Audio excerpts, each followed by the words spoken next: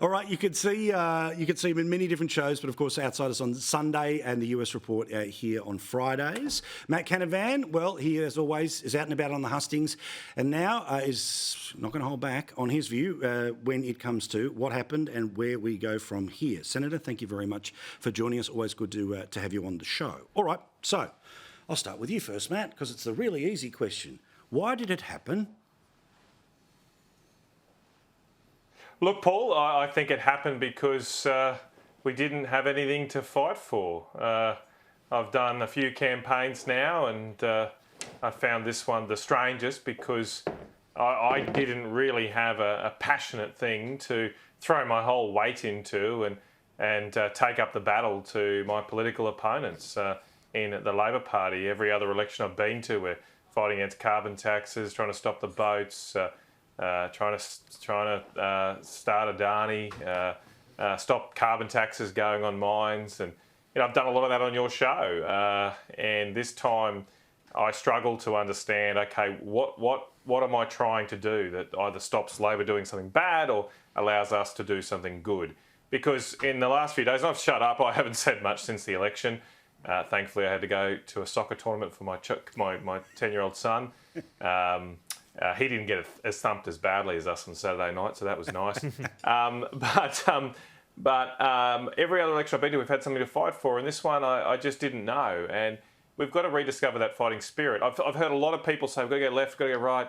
It's not about that. It's about, 100%. Okay, what do we think we can do best for the Australian people? And maybe let's start with that. Our polls has got it massively wrong, and the most frustrating thing over my political career has been the increasing use of polling and focus groups to decide not just how we talk about something, how we argue for something, but how and what we should do. And I think we need to toss those out. We need to not talk to the pollsters for about a year. They probably deserve not to be paid their bills for a year anyway. So toss them out of the room and think about and sit down deeply and think about what we think is best for the Australian people that are doing it very, very tough right now. We come up with that, we come up with a plan, and then we can invite the pollsters back in to talk about, okay, how's the best way to argue for this and how should we communicate? Should I have part my hair on this side or that, or whatever they do. But we need to rediscover why we fight. I like to fight. I'm in this to try and make a difference, to take up the battle, to define the battle lines between us and the Labor Party. Not just because I like to do that in the political context. I think the Australian people deserve that.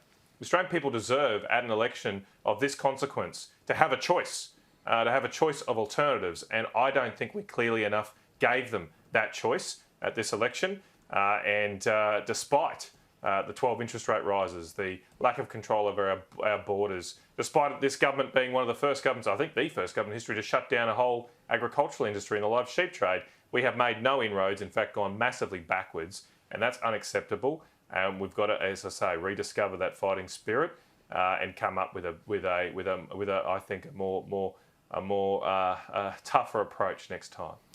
James, again, you've written some beautiful columns about this. I know you spoke at some length yesterday about it, so there will be plenty of people that have heard your opinion. But for those that haven't, why did this happen? Well, I think, Paul, it comes down to a very simple question. There's going to be a lot of people who are going to try and overanalyze this and say, as you said, quite eloquently before, it's not about, we need to move more to the left or we need to move more to the right. The fact is, across the political spectrum that would be voting for the Liberals, because remember, the Liberals are supposed to be a broad church as defined by John Howard. That was always the great struggle of the Liberals before John Howard managed to come to that settlement. There was nothing for anybody across that broad tent to really hook into. And I think, the problem is that the Liberal Party decided that all of the failings of the Albanese government were going to overwhelm them, and they would just simply trip over in just a little bit of jiu-jitsu and sticking the foot out, and boom, boom, boom, boom, Albanese falls over and the whole thing, and then we're back in government.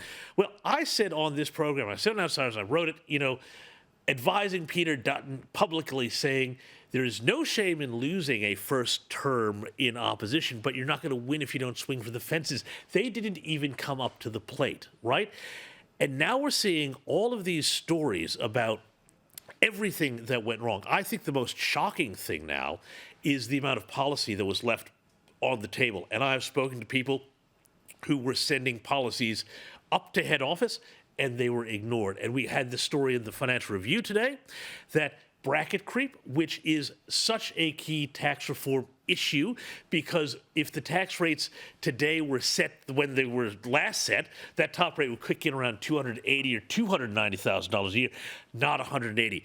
You want to talk about cost of living relief? Cut people's taxes. Stop taking more out of their tax bill every year.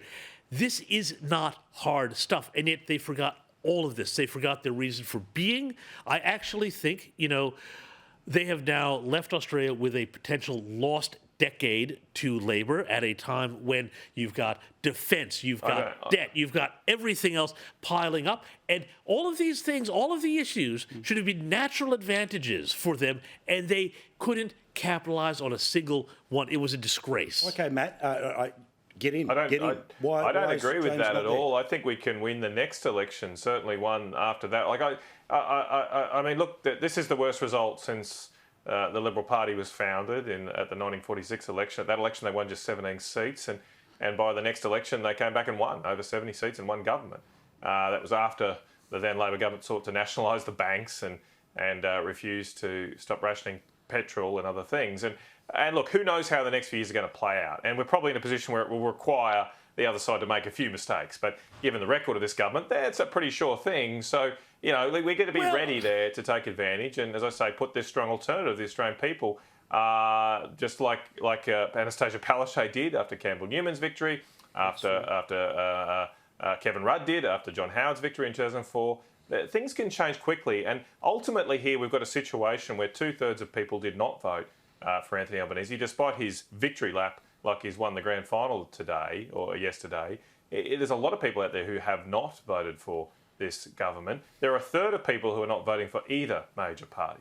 And that should be cause for deep reflection on my side of politics, on all sides of politics, but certainly our side, given that we're in opposition. Why are so many people just fed up with all of us? And I do think a lot of it is the cynical, poll-driven approach that we have applied to the political process that creates a vacuum of leadership, authority, authenticity and integrity.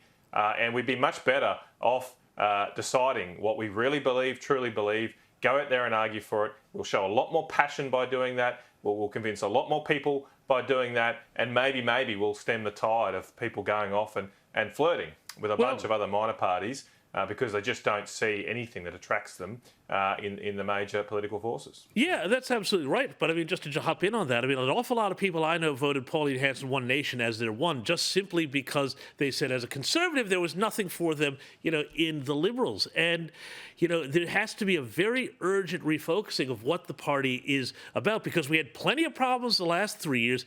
Everybody went backwards. The whole country went backwards. You've got China circumnavigating the place with ships. You've got all sorts of other things, and God knows what's going to happen over the next 3 years. There needs to be an urgent agenda.